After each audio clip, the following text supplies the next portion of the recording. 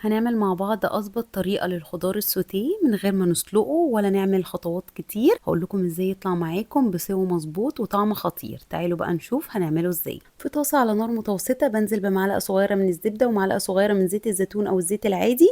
هنزل الأول بالجزر واكون مقطعاه كده شرايح بالطول وتبقى وسط، يعني ولا رفيع قوي ولا سميك قوي. أول ما الجزر يدبل شوية بنزل بالبروكلي، بشوحه شوية كده مع الجزر برضو لحد ما يدبل شوية، وبعد كده بنزل بالكوسة وبكون مقطعة الخضار قريب من بعضه في الحجم عشان يستوي في نفس الوقت. انا استخدمت 4 حبات من الجزر و4 حبات من الكوسة.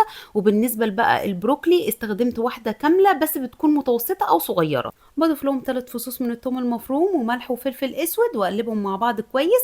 وانا كمان بحب اضيف المشروم وده برضو اختياري، لو مش حابينه خلاص مش لازم تضيفوه خالص. حطيت 200 جرام من المشروم الفريش وقطعته برضو بنفس حجم الخضار، رشه من الزعتر. هقلبهم مع بعض كويس واوطي النار خالص واغطيهم بقى واسيبهم 10 دقايق ربع ساعه بالكتير قوي، وهتلاقوا الخضار استوى معاكم من غير ما تزودوا له حبه ميه حتى صغيرين. لو عايزين تزودوا بسله او فاصوليا او بطاطس فبتزودوها قبل ما تضيفوا الكوسه على طول. الكوسه بنحطها في الاخر عشان مش بتاخد وقت في السوا زي بقيه الخضار. الخضار السوتيه الصح بيبقى ماسك نفسه وفيه قطمه شويه، ما بيبقاش مهري.